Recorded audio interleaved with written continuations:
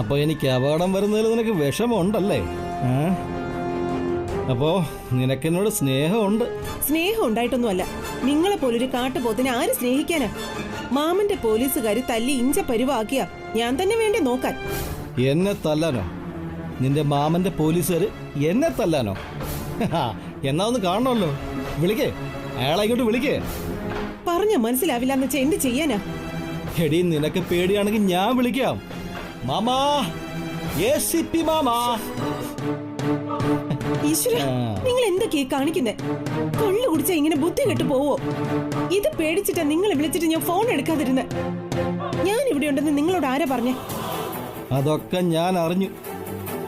നിന്റെ കെട്ടിയവനെ കുറിച്ച് നീ എന്താ വിചാരിച്ചിരിക്കുന്നേ?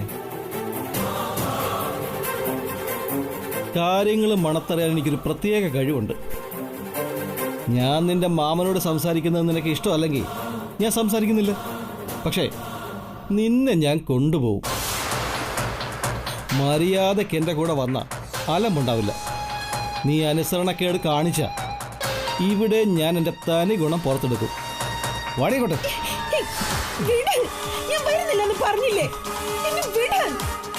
സന്ദീപിനെ മുരടനാക്കിയ നീ അടങ്ങുമല്ലേ?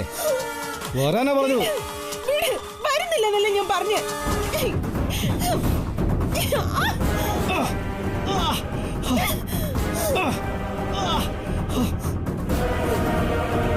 എന്നെ തോൽപ്പിക്കാൻ നിനക്കാവില്ലടി.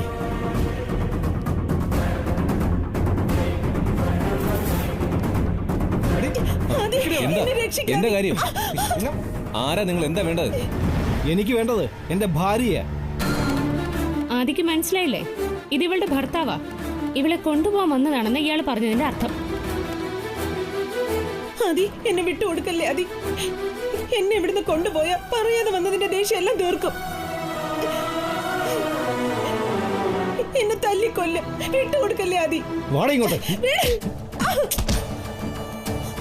ഇവള് വരുന്നെങ്കിൽ നിങ്ങൾക്ക് കൊണ്ടുപോവാം. ബലം പ്രയോഗിച്ച് കൊണ്ടുപോവാൻ ഞാൻ സമ്മതിക്കില്ല.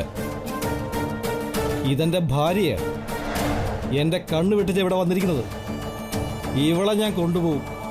വേണ്ടി വന്നാ ഞാൻ ബലം പ്രയോഗിക്കുകയും ചെയ്യും. നീ എന്ത് ചെയ്യും? ബലം പ്രയോഗിച്ച് നോക്ക്. ഞാൻ എന്ത് ചെയ്യുന്ന അപ്പൊ മനസ്സിലാവും. ആദ്യം എന്തിനാ ഇതിൽ ഇടപെടുന്നേ? ഇത് ഇവരുടെ കുടുംബകാര്യല്ലേ?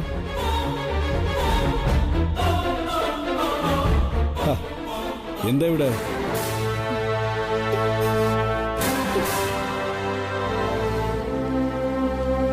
എന്താ മോളെ? അച്ഛാ, ഇയാള് ജയന്തിയുടെ ഹസ്ബൻഡാ. ഇയാളോട് പറയാതെ ഇവളിവിടെ വന്നിരിക്കുന്നേ. ഇയാള് ജയന്തിയെ കൊണ്ടുപോകാൻ വന്നതാ. സാർ ACP സാറല്ലേ? ഞാൻ ഇവളെ കൊണ്ടുപോയിരിക്കും. ACP ആണെന്ന് വെച്ച് എന്റെ ഭാര്യ ഇവിടെ പിടിച്ചു വെക്കാനുള്ള അധികാരമൊന്നും സാറിനില്ല. ഞാൻ ഇവിടെ പിടിച്ചു വെച്ചിരിക്കുകയാണെന്ന് എന്ത് അടിസ്ഥാനത്തിലാണ് നിങ്ങൾ ഈ പറയുന്നത്?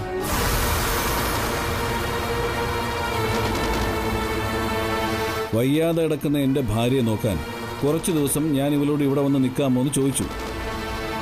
ജയന്തി വന്നു. നിങ്ങൾക്കത് ഇഷ്ടമല്ലെങ്കിൽ നിങ്ങൾക്ക് കൊണ്ടുപോവാം. എന്നെ പറഞ്ഞു വിടല്ലേ പ്രസാദ് മാമ. കള്ളു കുടിച്ച് വന്ന് ഇയാളെ ദിവസം എന്നെ ഉപദ്രവിക്കും. നിവർത്തികേട് കൊണ്ടാ ഞാൻ ഇവിടെ വന്ന് നിൽക്കുന്നെ. എന്നെ പറഞ്ഞയക്കല്ലേ പ്രസാദ് മാമ. എനിക്ക് നിന്നെ ഇവിടെ പിടിച്ചു നിർത്താനുള്ള അധികാരമൊന്നും ഇല്ല ജയന്തി. പക്ഷേ ഒരു കാര്യം ഞാൻ ഉറപ്പു തരാം. ഇയാളിന് നിന്റെ ദേഹത്ത് കൈവെക്കില്ല. അല്ലടാ?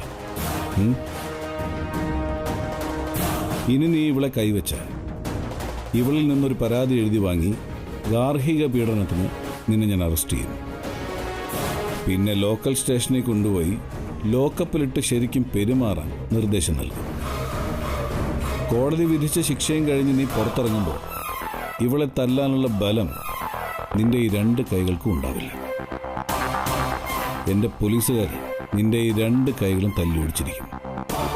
അയ്യോ ഇല്ല സാറേ, ഞാനിവിടെ തല്ലുവൊന്നുമില്ല. കേട്ടില്ല മോളെ?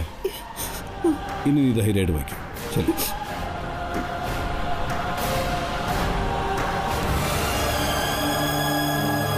വാ, എന്നാ നമുക്ക് പോവാം. ഞാൻ എന്റെ ഡ്രസ്സൊക്കെ എടുത്തിട്ട് വരാം.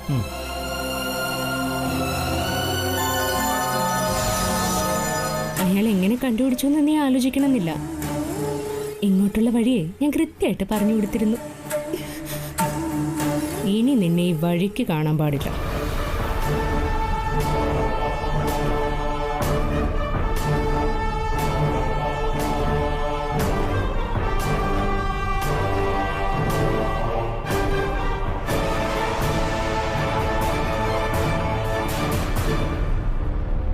അമ്മേ, ജയന്തി പോയി. അവളുടെ ഭർത്താവ് വന്ന് അവളെ കൂട്ടിക്കൊണ്ടുപോയി. അതെ, ആ ആ അതെ, എത്രയും വേഗം കിട്ടിയാൽ അത്രയും നല്ലത്. ആന്റണി ഒന്ന് അന്വേഷിച്ചിട്ട് എന്നെ തിരിച്ചു വിളിക്കും. ശരി, ആ ഓക്കെ. എൻ്റെ ഓഫീസിലുണ്ടായിരുന്ന ആന്റണിയോടാണ് ഞാൻ സംസാരിച്ചുകൊണ്ടിരുന്നത്. നമുക്ക് ഒരു ഹോം നഴ്സിനെ വെക്കണ്ടേ? അയാൾ തിരിച്ചു വിളിക്കും. നേരം തെറ്റാതെ മരുന്നും ആഹാരവും കൊടുക്കണം. വെള്ളം ചൂടാക്കി ദേഹം തുടച്ചു കൊടുക്കണം. വസ്ത്രം മാറ്റി കൊടുക്കണം. ഇതൊക്കെ ചെയ്യാൻ ഞാൻ മതി. ഒരു ഹോം നഴ്സിനെ നോക്കണ്ടെന്ന് അച്ഛൻ അയാളെ വിളിച്ചു പറഞ്ഞേക്കും. നീയോ? അമ്മേ, നീ നോക്കൂന്നോ? എന്താ നിന്റെ ഉദ്ദേശം? ഒരു തുള്ളി വെള്ളം പോലും കൊടുക്കാതെ അമ്മയെ പട്ടിണിക്കിട്ട് കൊല്ലാന്നോ? അതി, ഇവളുടെ ഉദ്ദേശം അത് തന്നെയാ അച്ഛാ. ജയന്തി ഇവിടെ ഉണ്ടെന്ന് അവളുടെ ഭർത്താവ് എങ്ങനെ അറിഞ്ഞു? അച്ഛൻ അതാലോചിച്ചോ? ഇവള് പറഞ്ഞിട്ടാ. അമ്മയെ നോക്കാൻ ആരും ഉണ്ടാവരുത്, അതാ ഇവളുടെ ആഗ്രഹം.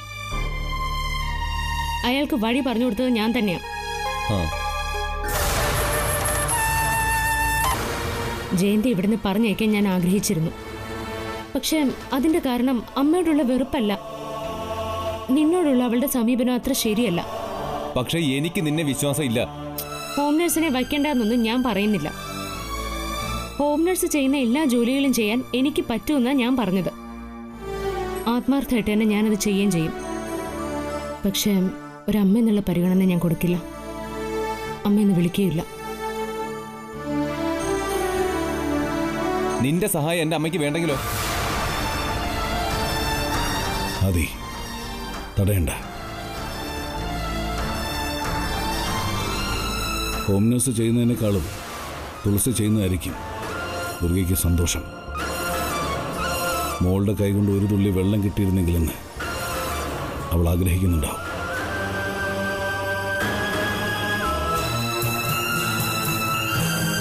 മോളെ, മനസ്സുകൊണ്ട് അമ്മയായി അംഗീകരിക്കുന്നില്ലെങ്കിലും ഒരു മകളുടെ കടമ ചെയ്യാൻ മോൾ ആഗ്രഹിക്കുന്നുണ്ട്. നല്ല കാര്യം.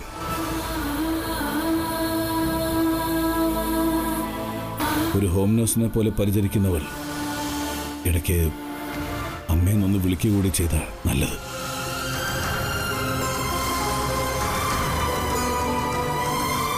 അച്ഛൻ്റെ ഒരു ആഗ്രഹമാണ്.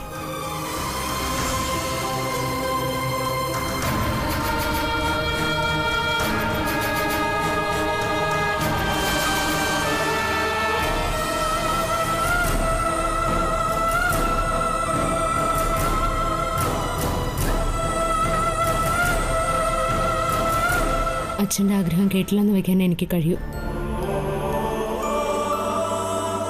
എൻ്റെ ഈ നാവിന്ന് അമ്മ എന്നുള്ള വിളി ഈ ജന്മം നിങ്ങൾ കേൾക്കില്ല.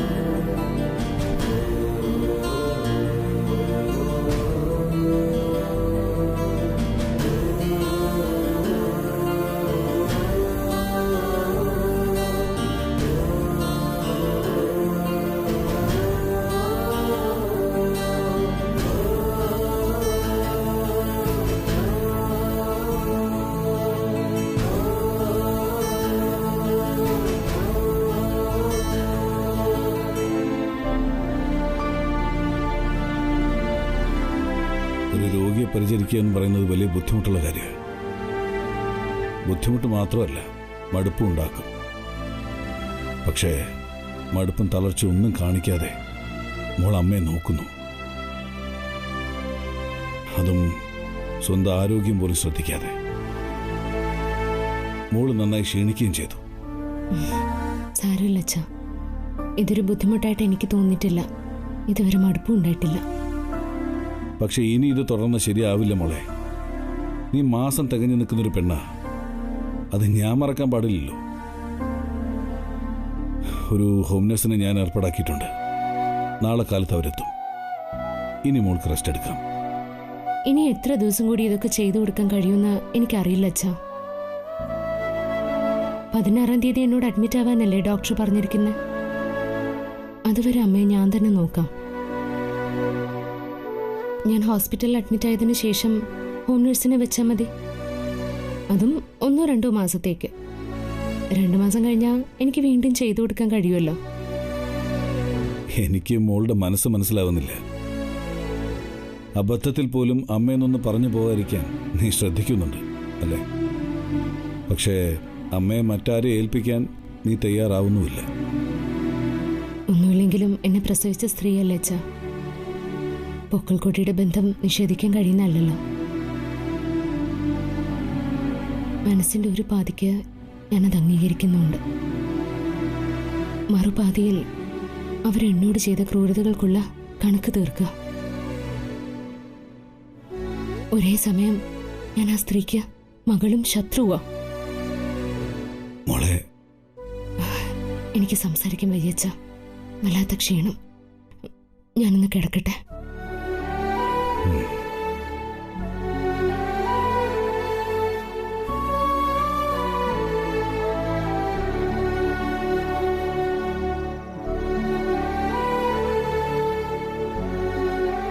നീ എന്താടാ ഇവിടെ വന്നിരിക്കുന്നത്?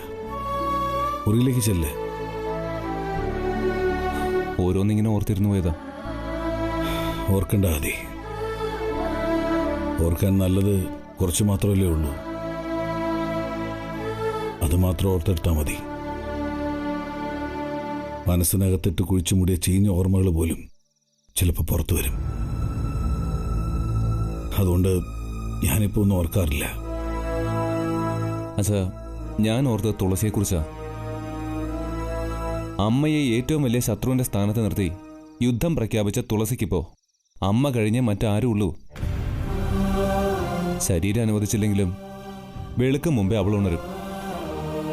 വെള്ളം ചൂടാക്കി അമ്മയുടെ ദേഹം മൊത്തം തുടച്ചു കൊടുക്കുക, ഡ്രസ്സ് മാറ്റി കൊടുക്കുക. ആഹാരം മരുന്നും കൂടി കൊടുത്തിട്ടേ അവൾ സ്വന്തം കാര്യം പോലും നോക്കാറുള്ളൂ. തുളസി ദുർഗയെ സ്വന്തം അമ്മയെ പോലെ കണക്കാക്കുമെന്ന് നിനക്ക് തോന്നുന്നുണ്ടോ? എനിക്കറിയില്ല ചാ. പക്ഷേ അമ്മയ്ക്ക് ഒരു കുറവും വരുത്താറില്ല. അതുമാത്രം പോരാ ദുർഗയ്ക്ക്. തുളസിയുടെ ശ്രദ്ധയും പരിചരണവും മാത്രം പോരാ ദുർഗയ്ക്ക്. നീ അന്ന് കണ്ട സ്വപ്നം പോലെ അമ്മയെന്നുള്ള വിളി കൂടെ വേണം ആ പാവത്തിന്. പക്ഷെ ഒരിക്കൽ പോലും തുളസിയുടെ നാവിന്ന് അങ്ങനൊരു വിളി ഉണ്ടായിട്ടില്ല. ഒരിക്കലും അതും സംഭവിക്കുക വെച്ചാ. അമ്മയെ തിരിഞ്ഞു നോക്കാൻ പോലും തയ്യാറാവാതിരുന്ന തുളസി ഇപ്പോ അമ്മയെ നോക്കാൻ തുടങ്ങിയില്ലേ? അത് തന്നെ ഈ കുടുംബത്തിന്റെ കഷ്ടകാലം നീങ്ങി തുടങ്ങിയതിന്റെ ലക്ഷണമാണ്. അച്ഛൻ നോക്കിക്കോ, അന്ന് ഞാൻ കണ്ട സ്വപ്നം ഒരു ദിവസം സത്യമാവും. തുളസി ഉള്ളിൽ തട്ടി അമ്മയെന്ന് വിളിക്കും.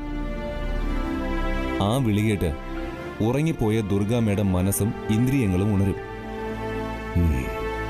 അപ്പോഴേക്കും തുളസി കൂടി വീണു പോവുമെന്നാ എന്റെ പേടി. എടാ, മാസം തികഞ്ഞ് നിൽക്കുക അവള്. നല്ല ശ്രദ്ധ വേണ്ട സമയമാ. പക്ഷേ അവൾക്ക് വിശ്രമം എന്തെന്നറിഞ്ഞിട്ട് എത്ര ദിവസമായെന്നറിയാമോ? എളുപ്പംകാലത്ത് കണ്ണു തുറന്ന ഈ നേരത്താ അവള് നടുവൊന്ന് ചായ്ക്കുന്നത്. അവളെ ഓർത്ത് എനിക്ക് നല്ല പേടിയുണ്ടാതി. അച്ഛാ, എനിക്കും പേടിയുണ്ട്. ഒരു ഹോം നേഴ്സിനെ നിർത്താന്ന് വെച്ചാ തുളസി സമ്മതിക്കണ്ടേ? അവൾക്ക് വയ്യാണ്ടാവുന്നത് വരെ അമ്മയെ അവള് തന്നെ നോക്കുന്നുള്ള വാശിയില്ല. ഇനിയും അവളുടെ പിടിവാശി അംഗീകരിച്ചാൽ അത് തുളസിക്കും അവളുടെ വയറ്റിലുള്ള കുഞ്ഞിനും ആപത്താ. ഞാനിത് പറഞ്ഞില്ല എന്ന് വേണ്ട. തുളസി കടംപിടുത്തം പിടിക്കുമ്പോ എനിക്ക് എന്ത് ചെയ്യാൻ പറ്റുവച്ചാ? ഈ അവസ്ഥയിൽ ഞാൻ അവളെ കുറ്റം പറയില്ല. ഒരു മകളുടെ കടമ ചെയ്യുകയെന്ന് സ്വന്തം മനസാക്ഷിയെ ബോധിപ്പിക്കാൻ വേണ്ടിയാ തുളസി ദുർഗയെ ഇപ്പൊ നോക്കുന്നത്. ഒരമ്മയെ നോക്കുക എന്ന് പറഞ്ഞാൽ സ്വന്തം ആരോഗ്യസ്ഥിതി പോലും വകവയ്ക്കാതെ രാവും പകലും അമ്മയെ കണ്ടു നിൽക്കുക എന്നുള്ളതല്ല, അമ്മയ്ക്ക് ഒരു കുറവും വരുത്താതെ ശ്രദ്ധിക്കുക എന്നുള്ളതാണ്. അതിന് നല്ലൊരാളെ നിർത്തിയാൽ മതി. നീ അവൾക്ക് അവളുടെ സാഹചര്യങ്ങൾക്കൊന്ന് പറഞ്ഞു മനസ്സിലാക്കി കൊടുക്കുക. ചെല്ല്.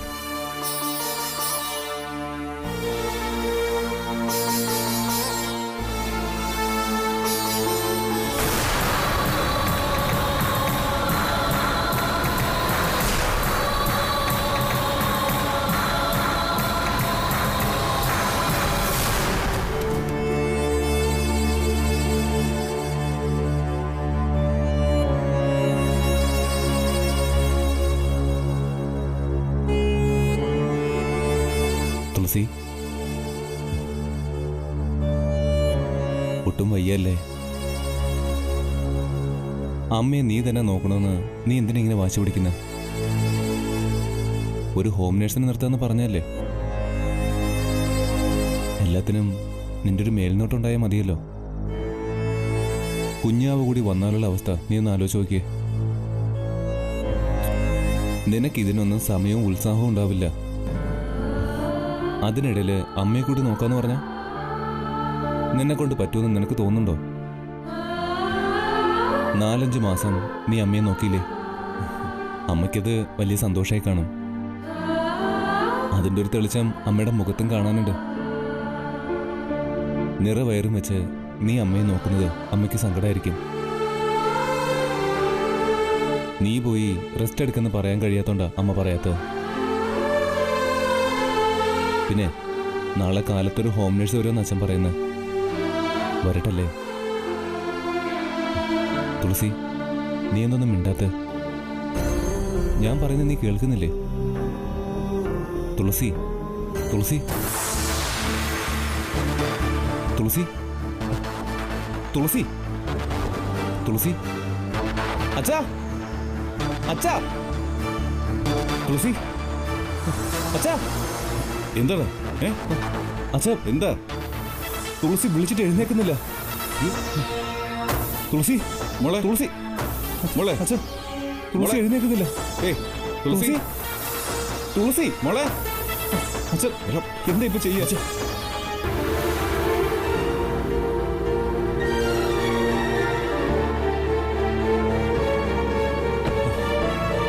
തുളസി, തുളസി, തുളസി.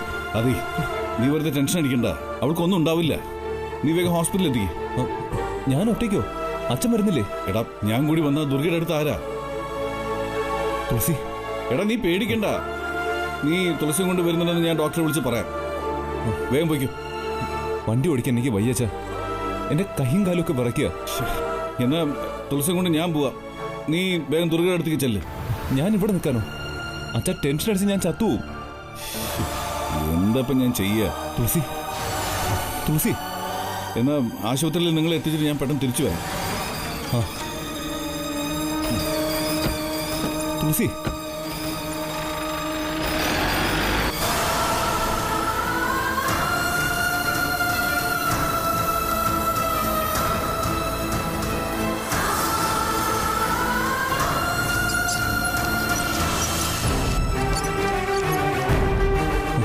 ഡോക്ടർ, ഞാൻ പറഞ്ഞൊന്നും നിങ്ങൾ കേട്ടില്ല. തുളസിയുടെ കണ്ടീഷൻ മോശമാണ്. നല്ല റെസ്റ്റും ശ്രദ്ധയും വേണമെന്ന് ഞാൻ പറഞ്ഞതാണ്. നിങ്ങൾ കേട്ടില്ല.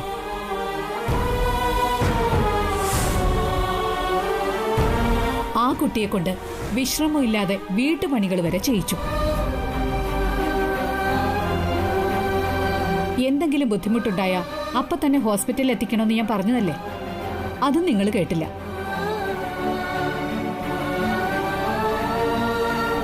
കുട്ടി അൺകോൺഷ്യസ് ആകുന്നത് വരെ നിങ്ങൾ കാത്തുനിന്നു. ഈ കണ്ടീഷനിൽ കൊണ്ടുവന്ന ഞാനെന്ത് ചെയ്യാനാ? ഡോക്ടർ, തുളസിക്ക് എന്തെങ്കിലും സംഭവിച്ചാൽ അതിന്റെ പൂർണ്ണ ഉത്തരവാദിത്വം നിങ്ങൾക്ക് മാത്രം.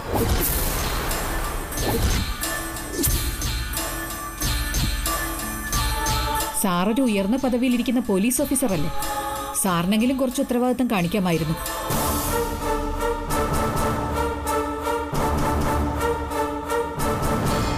ഒരു മനുഷ്യജീവനല്ലേ, അത് പിടിച്ചു നിർത്താൻ അവസാനം വരെ ഒരു ഡോക്ടർ ശ്രമിക്കണ്ടേ?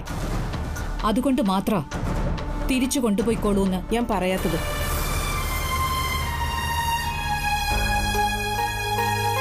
തുളസിയുടെ കണ്ടീഷൻ വളരെ മോശം.